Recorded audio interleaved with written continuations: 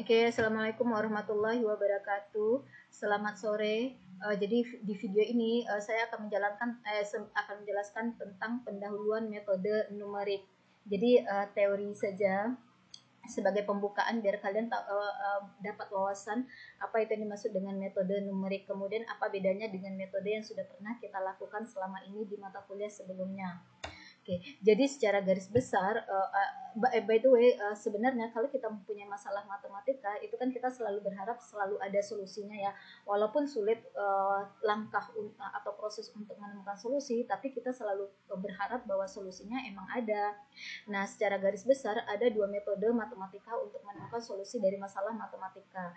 Yang pertama disebut dengan metode analitik dan yang kedua disebut dengan metode numerik. Oke, kita bahas dulu apa itu metode analitik. Metode analitik itu adalah metode untuk menemukan solusi dari masalah matematika dengan menggunakan teori ataupun teorema ataupun rumus-rumus yang sudah lazim atau yang sudah baku kita gunakan. Misalnya kita punyain persamaan kuadrat deh simpelnya. X kuadrat kurang 3x tambah 2 sama dengan 0. Itu kan persamaan kuadrat ya. Dan kita bisa menemukan metode yang biasa kita gunakan untuk menemukan solusi dari persamaan tersebut. Menemukan solusi dari persamaan x kuadrat kurang 2x tambah 3 sama dengan 0. Itu kan artinya kita mencari nilai x-nya ya, yaitu mencari nilai x sehingga x yang kita dapat itu memenuhi persamaan x kuadrat kurang 2x x kuadrat tambah 2x x kuadrat kurang 2x tambah 3 sama dengan 0. Nah, biasanya salah satu metode yang bisa kita gunakan untuk menemukan nilai x-nya itu adalah menggunakan rumus ABC. Saya pikir kalian ingat itu, yaitu nilai x1 atau x2-nya sama dengan minus b ditambah akar dari diskriminannya, atau diskriminannya itu adalah akar dari b kuadrat kurang 4 kali A kali C dibagi 2 kali A. Nah, itu kan ya salah satu metode atau rumus yang kita gunakan untuk menemukan solusi dari persamaan kuadrat. Nah, ketika kita mencari solusi dari persamaan kuadrat dengan menggunakan rumus ABC tersebut, nah rumus ABC itulah yang disebut sebagai teori atau rumus bakunya, dan metode yang kita lakukan itu disebut dengan metode analitik. Nah, solusi yang diperoleh dari metode analitik itu disebut dengan solusi eksak atau solusi yang sebenarnya. Kemudian berikutnya metode numerik. Nah, secara harfiah metode kan artinya cara dan numerik artinya adalah angka. Maka singkatnya kalau kita gabung metode numerik berarti cara berhitung dengan menggunakan angka. Nah, lebih jauh lagi yang dimaksud dengan metode numerik adalah teknik yang digunakan untuk mendesain atau menemukan solusi dari masalah matematika sedemikian sehingga teknik itu bisa dipecahkan dengan menggunakan perhitungan aritmatika biasa. Aritmatika biasa di sini maksudnya adalah dengan menggunakan kali bagi tambah kurang. Artinya dalam metode numerik kita tidak akan menemukan fungsi terlebih dahulu dari masalah yang kita punyai. Nanti bisa dilihat contohnya. Oke, jadi metode numerik ini merupakan pengembangan dari metode analitik, atau dengan kata lain, metode numerik itu diturunkan formulanya dari metode analitik atau dari rumus-rumus baku yang sudah pernah kita punya selama ini. Oke, karena metode ini semacam pengembangan dari metode analitik tadi, maka hasil yang diperoleh dikatakan adalah hasil pendekatan atau solusi pendekatan. Pendekatan di sini maksudnya merujuk kemana sih? Yaitu solusi dari metode numerik itu mendekati solusi sebenarnya. Nah, makanya hasil yang diperoleh dalam metode numerik itu disebut dengan solusi pendekatan atau solusi aproksimasi atau solusi numerik. By the way, approximation kan itu artinya pendekatan ya. Jadi istilah untuk menyebut hasil dari metode numerik adalah ini. Oke, berikutnya beda metode analitik dan metode numerik. Nah, dalam metode analitik hasil yang kita peroleh itu melalui proses menemukan fungsi matematikanya terlebih dahulu, baru dari fungsinya itu ditemukan hasil berupa angka. Contohnya di sini misalnya kita punya fx sama dengan x kuadrat. Pertanyaannya adalah temukan nilai f aksen 3 misalnya. Nah, kalau dengan metode analitik yang kita lakukan kan temukan dulu f aksen x-nya ya, yaitu f aksen x-nya dalam hal ini adalah 2x. Maka nilai f aksen 3 itu sama dengan 2 dikali 3 atau sama dengan 6. Nah, itulah yang dimaksud tadi bahwa dikatakan bahwa dalam metode analitik hasilnya berbentuk fungsi matematika terlebih dahulu, yaitu ya kita harus melalui tahapan menemukan f aksen x-nya dulu. Barulah nanti dievaluasi fungsi f aksen x-nya tadi untuk memperoleh nilai atau angka. Nah, sedangkan metode numerik hasilnya bisa langsung berbentuk angka. Dengan kata lain, kalau misalnya kita temukan punyai fx sama dengan x kuadrat, kemudian kita mau menemukan nilai f aksen 3. Nah, kalau kita mau menemukan solusi f aksen 3 dengan menggunakan metode numerik, kita tidak perlu melalui tahapan menemukan f aksen x-nya terlebih dahulu, jadi langsung berbentuk angka. Kemudian dalam metode perbedaan berikutnya adalah dari metode analitik hasil yang kita peroleh adalah hasil sebenarnya. Sedangkan dalam metode numerik hasil yang diperolehnya itu adalah hanya mendekati solusi yang sebenarnya. Kenapa mendekati? Karena metode atau formula dalam metode numerik itu diturunkan formulanya dari metode analitik. Oke. Berikutnya alasan perlunya metode numerik. Ada 4 alasan kenapa perlu pengetahuan tentang metode numerik. Yang pertama adalah sebagai alternatif untuk menemukan solusi masalah matematika yang rumit. Nah, kalau masalah matematikanya rumit, pastinya kita membutuhkan waktu yang lama jika diselesaikan dengan menggunakan metode analitik. Atau bahkan dengan metode analitik bisa jadi kita tidak bisa menemukan solusinya. Nah, tapi metode numerik bisa mengatasi masalah tersebut. Jadi metode numerik merupakan alternatif untuk menemukan solusi atas masalah matematika yang rumit. Tapi, apakah metode numerik hanya bisa digunakan untuk menyelesaikan masalah matematika yang rumit saja? Tentu tidak. Nah, metode numerik juga bisa digunakan untuk menemukan solusi atas masalah matematika yang sederhana. Namun, kalau misalnya kita punya masalah matematika yang sederhana, ya ketimbang kita jalankan metode numerik, ya mendingan langsung saja kan dengan metode analitik. Karena dari metode analitik langsunglah kita terima hasil yang sebenarnya. Kalau kita bisa mempunyai hasil sebenarnya, ya kenapa kita harus menemukan hasil pendekatan? Ya langsung saja ke hasil sebenarnya. Oke, jadi bisa metode numerik kok digunakan untuk menyelesaikan masalah matematika yang sederhana. Tapi sebaiknya ya kalau masalahnya sederhana, selesaikan saja dengan metode analitik. Walaupun metode numerik bisa. Kemudian alasan kedua adalah sekarang dengan berkembangnya teknologi ada banyak sekali aplikasi yang tersedia. Nah, penggunaan dari aplikasi tersebut akan menjadi sangat berarti kalau kita menguasai metode numerik. Kalau kita tidak menguasai metode numerik ya sayang sekali penggunaan aplikasinya menjadi tidak terlalu berarti. Oke, berikut alasan ketiga adalah pemahaman pada metode numerik yang baik itu membuat kita mampu membuat sendiri program komputer tanpa harus membeli paket programnya. Misalnya nih, sebenarnya formula dari metode numerik itu bisa dijalankan dengan software misalnya Maple atau MATLAB. Namun kalau kita paham tentang metode numerik dan algoritmanya itu, maka tanpa menggunakan MATLAB dan Maple, cukup menggunakan Excel saja. Excel kan biasanya mutlak ada ya di HP atau di laptop. Nah, menggunakan Excel itu saja sejauh kita paham algoritmanya ya bisa kita manfaatkan Excelnya saja tanpa harus membeli tanpa membeli software Maple ataupun MATLAB. Oke. Kemudian alasan yang keempat adalah metode numerik merupakan sarana untuk mempertajam kembali pemahaman matematika kita.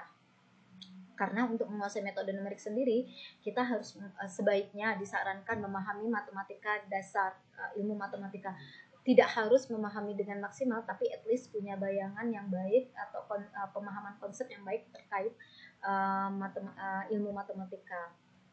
Oke, berikutnya prinsip metode numerik yang pertama adalah adanya iterasi atau pengulangan dalam proses perhitungan. Yang dimaksud dengan iterasi ya, bukan interaksi. Kalau interaksi kan hubungan, tapi kalau di sini prinsip dalam metode numerik itu adalah iterasi, yaitu proses perhitungan yang berulang-ulang sampai hasil yang kita peroleh itu sangat dekat dengan hasil eksak atau hasil yang sebenarnya. Oke, jadi ada beberapa metode numerik dan nanti untuk memecahkan beberapa masalah matematika di mana metodenya itu butuh iterasi, yaitu kita berhitung berulang terus sampai hasil yang kita peroleh itu sangat dekat dengan hasil yang sebenarnya. Nah, apa indikator bahwa hasil kita sudah sangat dekat dengan hasil sebenarnya? Indikatornya itu adalah error. Maka dari itu, bicara tentang error itu sangat penting dalam metode numerik, terutama untuk metode-metode yang membutuhkan iterasi. Nah, apa itu error? Error itu adalah selisih atau perbedaan solusi sebenarnya dengan solusi numerik. Oke. Prinsip metode numerik berikutnya adalah memerlukan alat bantu komputer. Nah, ini mutlak diperlukan, jadi disarankan dalam mata kuliah ini kalian mahir menggunakan minimal Excel, entah di laptop atau di HP. Kemudian prinsip berikutnya adalah memerlukan pemodelan matematis.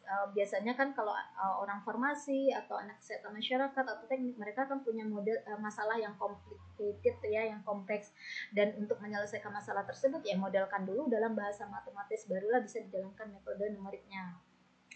Kemudian memerlukan input dan data yang cukup untuk pemodelan, karena seperti yang dikatakan tadi, konsep dari metode numerik itu adalah hasilnya berbentuk angka. Namanya juga numerik, berarti bermain dengan angka saja. Maka kita butuh nilai info awal, yaitu berupa data atau input yang cukup. Kemudian prinsip berikutnya adalah membuat algoritma dan program. Jadi nanti kita akan membahas bagaimana algoritma dari metode numerik itu tiba. Nah, ini adalah tahapan untuk menemukan solusi menggunakan metode numerik. Tahapan pertama adalah pemodelan matematika. Jadi seperti yang disampaikan tadi, bagi anak teknik atau di luaran sana ada banyak sekali kasus matematika yang kalau diselesaikan tentunya butuh pemodelan matematika terlebih dahulu. Pemodelan matematika di sini maksudnya adalah ya sampaikanlah masalah nyata tersebut dengan bahasa matematika. Sederhananya saja nih, misalnya yang bahasa masyarakat biasa saja. Kita membeli 2 buah pulpen plus 5 buah buku itu harganya yang harus kita bayarkan itu adalah 20.000. Tapi kalau kita membeli 10 buah pulpen dan 10 buah buku harganya menjadi 50.000 misalnya. Nah, itu kan bahasa nyatanya ya. Nah, pemodelan matematikanya di sini maksudnya adalah ya nyatakanlah harga satu buah pulpen sebagai X, kemudian harga satu buah buku sebagai Y. Maka jadilah dia suatu sistem persamaan linear. Nah, itu bisa kalian temukan di mata kuliah aljabar linear elementer ya. Kemudian tahapan kedua yaitu penyederhanaan model jika diperlukan. Jadi kalau model kita tadi lumayan rumit ya sederhanakan dulu biar lebih mudah ditemukan solusinya dengan menggunakan metode numerik. Langkah ketiga itu adalah formulasi numerik. Nah, formulasi numerik di sini maksudnya adalah memilih metode numerik yang akan digunakan, kemudian menentukan toleransi error. Kenapa error penting? Karena ya error inilah menjadi indikator apakah kita sudah bisa berhenti melakukan metode numerik atau masih perlu lanjut. Kemudian formulasi numerik berikutnya adalah menyusun algoritma. Oke. Tahapan keempat itu adalah pemrograman dan operasional. Nah, setelah kita memilih metode tadi dan menentukan batas error dan menyusun algoritma, ya lakukanlah atau eksekusilah dalam bahasa pemrograman entah dengan menggunakan Excel atau MATLAB atau Maple.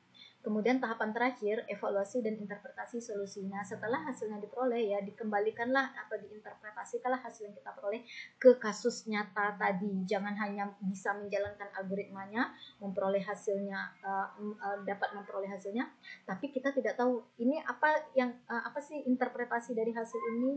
Ini nilai X-nya sama dengan 2, nilai Y-nya atau nilai X-nya sama dengan Rp2.000, nilai Y-nya sama dengan Rp5.000. Artinya apa? Nah, kembalikanlah kayak ke kasus tadi misalnya. Jadi ternyata harga satu buah pulpen adalah 2.000 dan harga satu buah buku adalah 5.000. Nah, itu yang dimaksud dengan interpretasinya. Kemudian berikutnya istilah-istilah penting dalam metode numerik, yaitu ada istilah solusi numerik, solusi aproksimasi, dan solusi pendekatan. Ini udah disampaikan tadi ya. Kemudian istilah berikutnya adalah error atau galat. Bicara tentang error sangat penting dalam metode numerik. Alasannya adalah karena error adalah salah satu indikator bahwa algoritma dari metode numerik bisa kita hentikan prosesnya. Kemudian jenis-jenis error atau galat. Yang pertama adalah error mutlak atau absolute error yang biasa disimbolkan dengan E. Nah, error mutlak itu adalah nilai mutlak dari selisih antara solusi sebenarnya dengan solusi aproksimasi. Solusi sebenarnya diperoleh dari metode analitik dan solusi pendekatan diperoleh dari metode numerik. Solusi sebenarnya biasa disimbolkan dengan X dan solusi pendekatan itu biasa disimbolkan dengan X bintang. Maka absolute errornya atau error mutlaknya dirumuskan seperti ini, yaitu mutlak dari X dikurang X bintang, di mana X tadi adalah solusi eksak atau solusi sebenarnya, sedangkan X bintang adalah solusi pendekatan dari metode numerik. Oke, berikutnya adalah error relatif atau error relatif sebenarnya, yaitu error yang dinormalisasi terhadap solusi sebenarnya. Ada error relatif sebenarnya, nanti ada lagi istilah error relatif aproksimasi. Nah, error relatif sebenarnya itu disimbolkan dengan ER, yang rumusnya adalah ini, yaitu nilai error dibagi dengan nilai mutlak dari solusi sebenarnya. Nah, tadi error itu rumusnya kan ini nih, mutlak dari X dikurang X bintang, ini dia, dibagi dengan nilai solusi sebenarnya. Nah, sangat direkomendasikan perhitungan error itu adalah dengan menggunakan error relatif sebenarnya. Karena kalau bicara nilai mutlak saja, gambarannya seperti ini. Misalnya, kita mempunyai misalnya kita berharap kita butuh kayu, di mana kayu itu panjangnya misalnya 10 meter. Nah, ketika dipotong, ternyata panjang kayu itu yang kepotong sama kita nggak sengaja hanya 9 meter. Itu kan ada error sebesar 1 meter ya. Nah, ketimbang bicara error 1 meter, 1 meter itu diperoleh selisih antara 9 meter dengan 10 meter.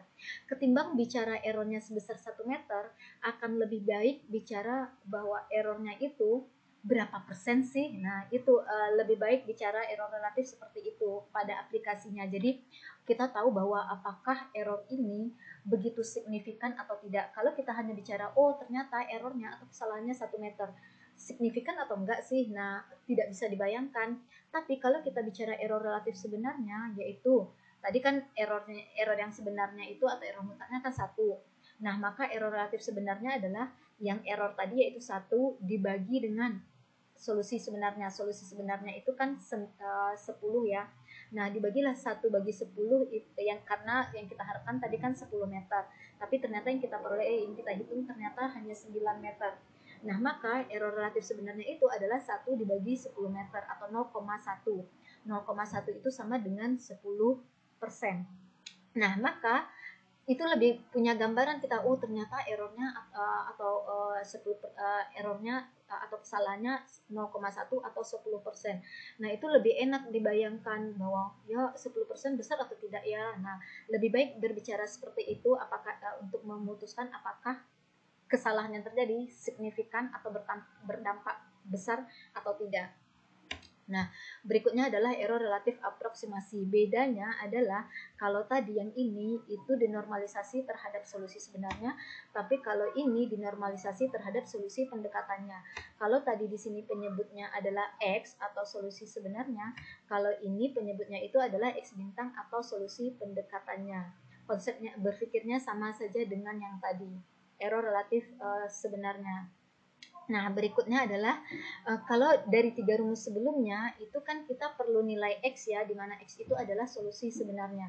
Tapi kalau masalah matematikanya begitu rumitnya, apa mungkin kita menemukan atau memperoleh informasi tentang X atau solusi sebenarnya ini? Oke, X ini.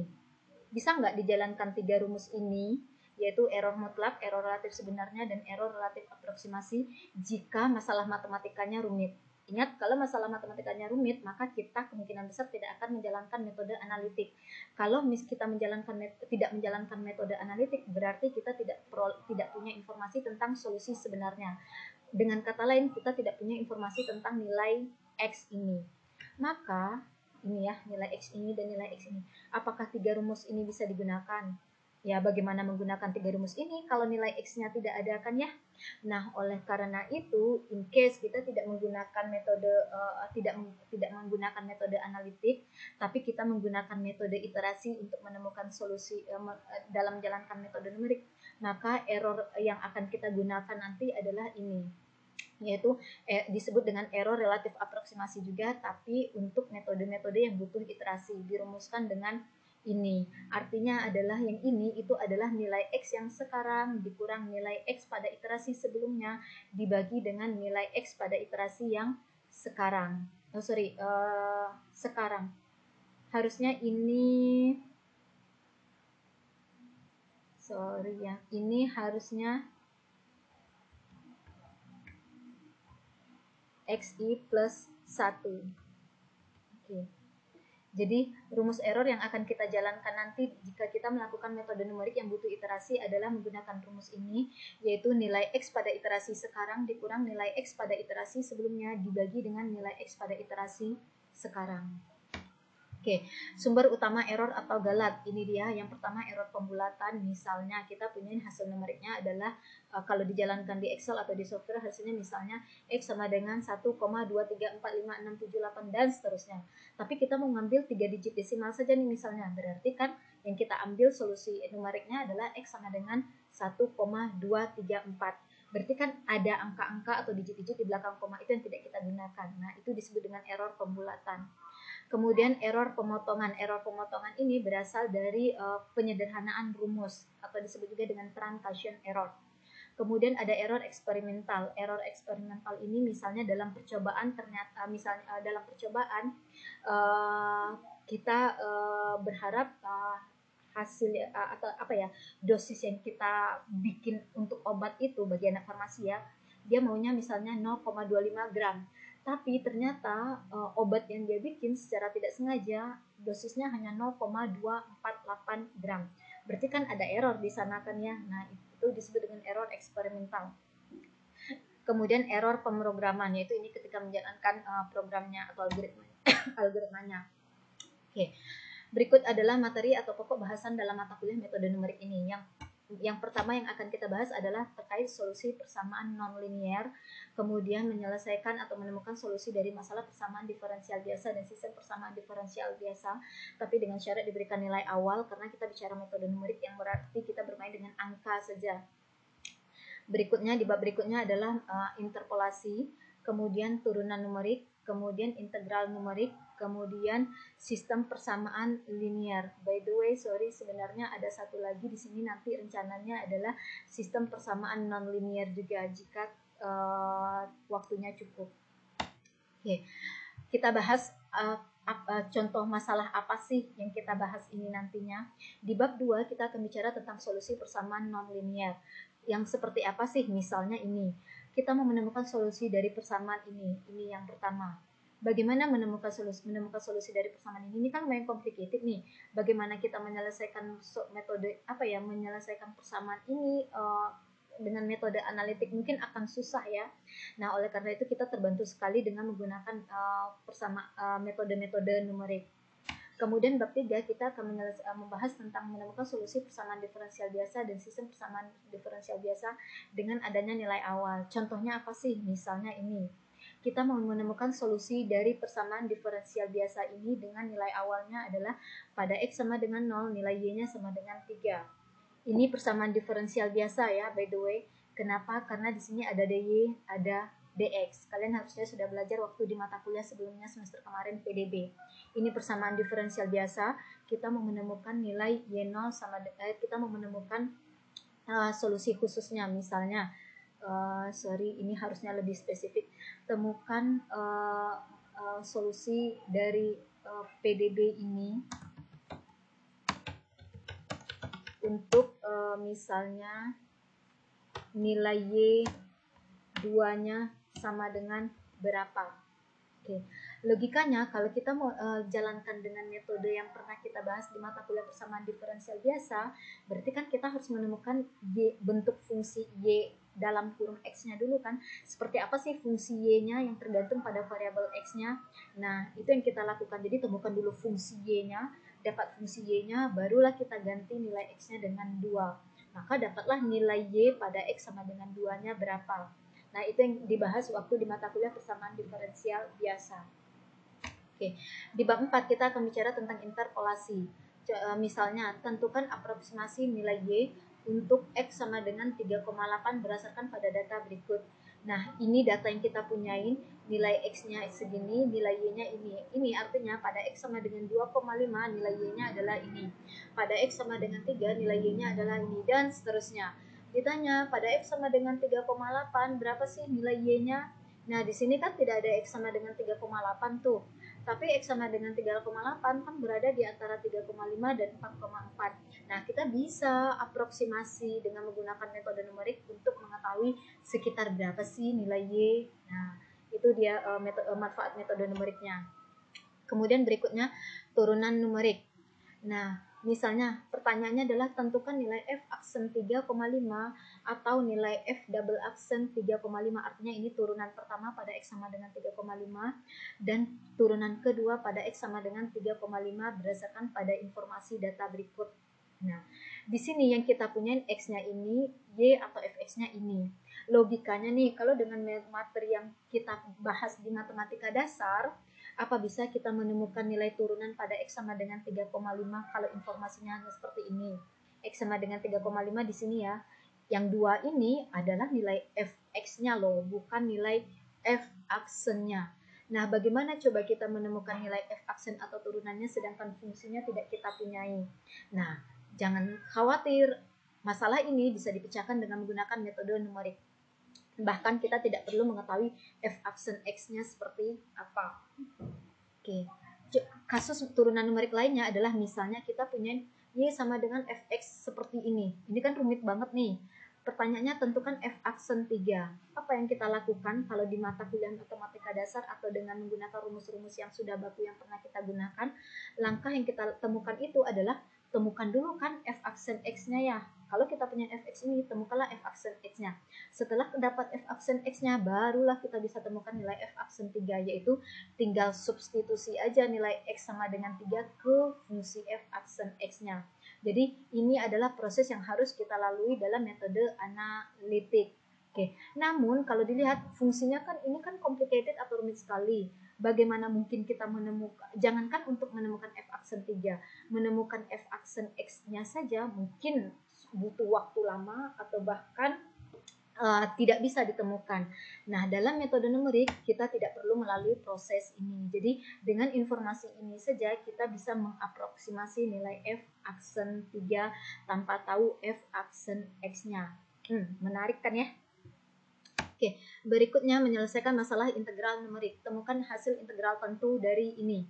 Wow, rumit sekali ya. Jangankan apa yang biasanya kita lakukan untuk menyelesaikan integral tentu dalam mata kuliah sebelumnya, yang kita lakukan itu adalah integralkan dulu ini, abaikan batas bawah dan batas atas integral.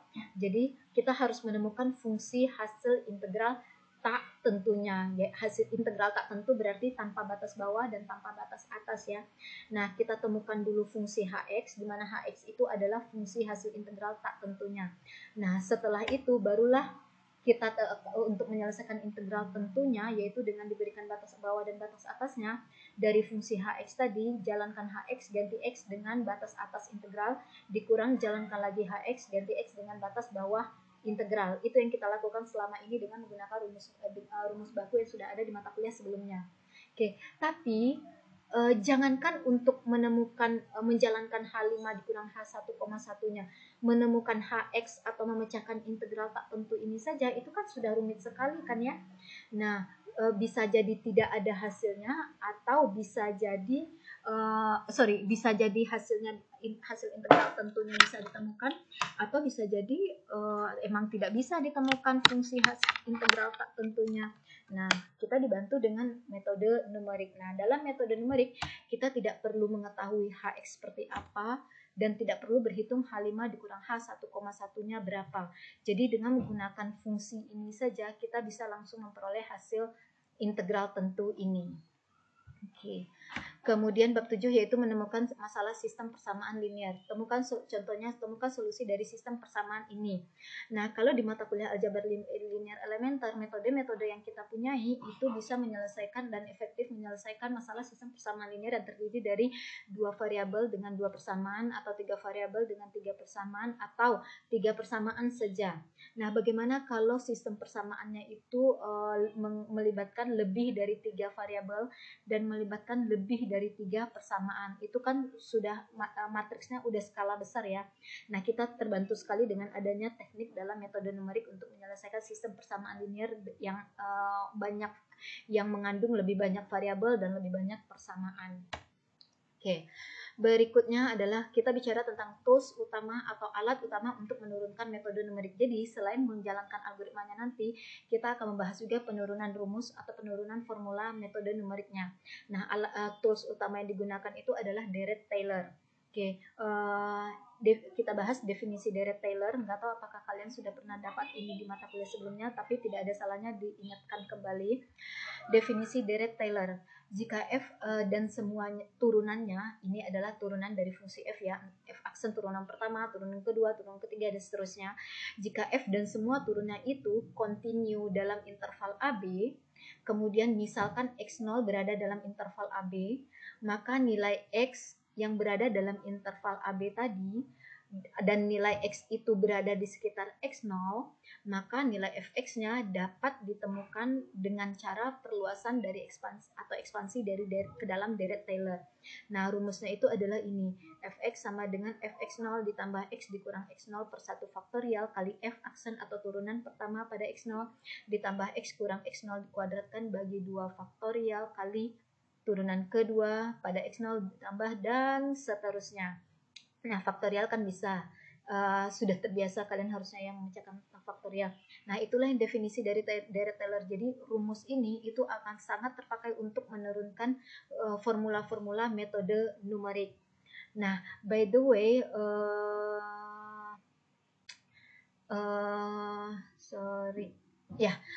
tadi kita ada menyinggung tentang truncation error ini ya. Error pemotongan. Nah, error pemotongan ini maksudnya adalah ke Deret-Taylor tadi. Ini. Jadi, ketika kita menurunkan formula metode numerik, biasanya yang kita gunakan itu adalah paling sedikit 2 atau 3 suku pertama saja. Dan suku-suku berikutnya ini itu tidak digunakan. Nah, berarti kan ada nilai yang terabaikan ya. Nah, nilai yang terabaikan itulah yang menjadi error truncation atau error pemotongan. Nah, berikutnya kalau misalnya kita misalkan x kurang x0 ini sebagai h, maka Deret-Taylor tadi bisa disederhanakan jadi ini. Itu yang rumus yang ini itu hanya mensimplify x kurang x0 menjadi h. Jadi ini h, yang ini menjadi h kuadrat, yang ini menjadi h pangkat m. Ini dia. Jadi nggak ada yang aneh. Nah, ada kasus khusus Deret-Taylor yaitu dengan x0 sama dengan 0. Nah, jika dia diperluas di sekitar x0 sama dengan 0, Deret-Taylor itu lebih spesifik disebut dengan Deret-Maclaurin. Jadi, definisi Deret-Maclaurin itu sebenarnya nyaris sama dengan Deret-Taylor, hanya saja Deret-Maclaurin lebih spesifik x0-nya itu sama dengan 0. Jadi, kita memperluas nilai fx di sekitar x0 sama dengan 0 tadi. Ini dia definisinya. Jika f dan semua turunannya kontinu dalam interval AB, misalkan x0-nya adalah 0, di mana 0 itu berada dalam interval AB, maka nilai x yang berada di dalam interval AB di sekitar x0 sama dengan 0 tersebut, dan maka nilai fx-nya itu dapat diperluas ke dalam Deret-Maclaurin dengan rumus ini. Sebenarnya ya dari Deret-Taylor tadi, dari Deret-Taylor yang ini, tinggal ganti saja x0-nya dengan 0. Yang ini semua, ganti semua x0-nya dengan 0. Maka jadilah ini dia. Oke. Yang ini mengganti x0 menjadi 0, yang ini mengganti x0 menjadi 0, ini juga begitu. Nah, disederhanakan apapun bentuk dikurang 0 kan, atau x dikurang 0 kan hasilnya x. Nah, dari sini ke sini itu hanya menyederhanakan x kurang 0 menjadi x. Ini x kurang 0 kuadrat menjadi x kuadrat saja. Yang ini x kurang 0 pangkat m menjadi x pangkat m saja. Nah, saya ulangin, 0 di dalam kurung ini, 0 dalam kurung ini, 0 dalam kurung ini, yaitu ya dari deret Taylor tadi mengganti X0-nya menjadi 0. Oke. Ini adalah deret Maclaurin. Nah, yang paling banyak dipakai untuk menurunkan rumus formula metode numerik tadi adalah nanti deret Maclaurin ketimbang deret Taylor. Nah, disampaikan ke kalian sekilas penggunaan deret Maclaurin, misalnya uraikan eksponen pangkat X ke dalam deret Maclaurin. Nah, deret Maclaurinnya itu kan rumusnya ini yang barusan dibahas ini.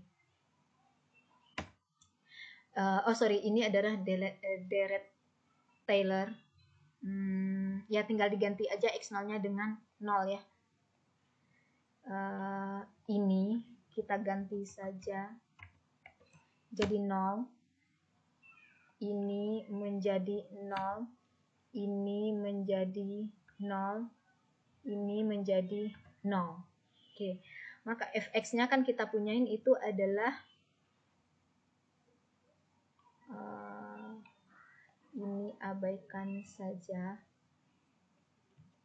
karena kita sudah otomatis mengganti X0 dengan 0 karena kita bicara deret Maclaurin kan ya. Dalam deret Maclaurin itu X0-nya sama dengan 0. Nah, ini adalah rumus deret Maclaurin yang barusan. Oke. Maka kalau tadi kita punya fungsinya adalah E pangkat X, berarti kan fx-nya sama dengan E pangkat X. Kalau fungsinya fx sama dengan E pangkat X, maka turunannya adalah E pangkat X. Ingat, turunan dari E pangkat X tetap dirinya sendiri. Kemudian turunan kedua dari E pangkat X adalah tetap dirinya sendiri, yaitu E pangkat X. Sampai turunan keberapapun dari E pangkat X itu selalu E pangkat X. Jadi eksponen pangkat X itu adalah satunya fungsi dalam matematika yang turunannya sama dengan dirinya sendiri. Oke, kalau kita punya fx-nya sama dengan E pangkat X, maka f0 sama dengan E pangkat 0 ini ya, atau sama dengan 1. Nah, f-aksennya adalah sama dengan E pangkat 0 itu juga, yaitu sama dengan 1. Karena untuk E pangkat X turunan keberapapun fungsinya sama dengan E pangkat X, maka nilai f-aksen turunan ke N pada X sama dengan 0 dari yang fungsi fx sama dengan E pangkat X itu nilainya ya tetap saja 1. Maka hasil perluasan dari E pangkat X ke dalam deret Maclaurin adalah ini, yaitu nilai F0-nya sama dengan 1, ini dia, gantilah dengan 1. Kemudian X per 1 faktorial menjadi X per 1 dikali F aksen 0. F aksen 0 itu, karena F aksen X-nya sama dengan E pangkat X, maka F aksen 0 sama dengan E pangkat 0. E pangkat 0 kan sama dengan 1, jadi ini ganti dengan 1. Apapun bentuk kali 1 ya tetap saja kan dirinya sendiri. Kemudian ditambah X kuadrat per 2 faktorial. 2 faktorial itu adalah 2 pangkat 1. Jadi suku yang ini itu adalah X kuadrat per 2. Ini dia. Kemudian turunan kedua pada X sama dengan 0. Karena turunan keberapapun dari fungsi E pangkat X adalah tetap E pangkat X, maka jika turunan keberapapun pada X sama dengan 0 dari fungsi eksponen pangkat X itu adalah selalu E pangkat 0 ini. E pangkat 0 adalah 1. Yang ini itu simbol yang ini artinya adalah turunan ke N. F pangkat N ini artinya adalah di sini maksudnya adalah turunan ke N dari fungsi F pada X sama dengan 0 itu akan sama saja dengan nilai turunan pertama pada X sama dengan 0, yaitu sama dengan E pangkat 0 atau sama dengan 1. Jadi yang nilai turunan ini, nilai turunan ini, nilai turunan ini itu nilainya adalah 1. Makanya di sini adalah langsung saja X per 1, ini dia. Yang ini tinggal X kuadrat per 2 saja. Yang ini X pangkat M per M faktorial saja. Karena turunan ke M pada X sama dengan 0 ya tetap saja 1. Apapun bentuk dikalikan 1 kan tetap saja ini. Oke. Nah, itu adalah contoh pemakaian deret Maclaurin. Anyway, kita tidak akan bahas ini ke depannya. Saya menyampaikan tentang deret Maclaurin karena nanti banyak formula dari metode numerik yang akan diturunkan dari bentuk ini atau dari bentuk deret Taylor ini. Oke. Kita akan gunakan saja nanti langsung, atau saya sebenarnya pengen lebih fokus karena kalian mahasiswa matematika, maka sangat penting kalian mengetahui formula bagaimana sih formula metode numerik itu diturunkan. Menurut saya sih penting. Selain sangat penting juga kalian bisa mengeksekusi atau menjalankan formula dari metode numerik itu. Oke, jadi itu dia pendahuluan tentang metode numerik. Saya tekankan lagi ke kalian, metode numerik ini kesimpulannya memberikan harapan kepada kita untuk menyelesaikan masalah matematika yang rumit. Jadi ketika kita mempunyai masalah matematika yang rumit, jangan cepat putus asa bahwa wah tidak bisa nih diselesaikan. Kita insya Allah selalu ada cara untuk menemukan solusinya dengan menggunakan metode numerik. Jadi sebenarnya menurut saya metode mata kuliah ini akan sangat menarik bagi kalian yang malas menjalankan rumus-rumus baku. Jadi saya ulangin, metode ini harusnya akan sangat menarik bagi kalian yang malas menjalankan metode analitik atau menjalankan rumus-rumus baku yang membutuhkan perhitungan yang sangat panjang. Oke. Nah, metode numerik bahkan cukup sederhana sebenarnya sejauh kita bisa menjalankan algoritmanya dengan benar. Oke. Sekian pendahuluan metode numerik. Terima kasih. Kita akan masuk minggu depan ke materi yang sesungguhnya atau formula-formula dari metode numerik untuk memecahkan masalah-masalah